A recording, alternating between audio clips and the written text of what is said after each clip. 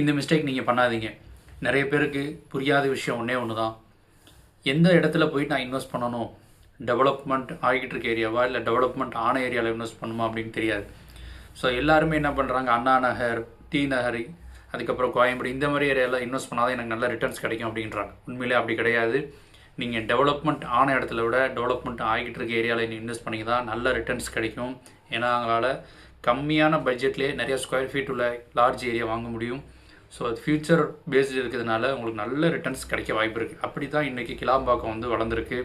10 வருஷத்துக்கு முன்னாடி 12 வருஷத்துக்கு முன்னாடி கிளாம்பாக்கம் அப்படின்ற ஊர் பேர் நிறைய பேருக்கு தெரியாது. வண்டலூர் தெரியும், ஊரப்பாக்கம் தெரியும், கிளாம்பாக்கம் யாருக்கும் தெரியாது. ஆனால் இன்றைக்கி கிளாம்பாக்கம் தெரியாத ஆட்களே கிடையாது. அந்த சரௌண்டிங்கில் குறைஞ்சது சதுரடி 7,000 ரூபாய் கீழே எங்கேயும் கிடைக்கிறது இல்லை. அப்போ நோட்டீஸ் பண்ணுங்கள், ஒரு சின்ன பஸ் ஸ்டாண்டு வந்ததுக்கே இவ்வளோ ஒரு டெவலப்மெண்ட்னா அந்த ஜிஎஸ்டி சாலையில் இன்னும் அடுத்தடுத்து எவ்வளவோ டெவலப்மெண்ட்ஸ் வர இருக்குது.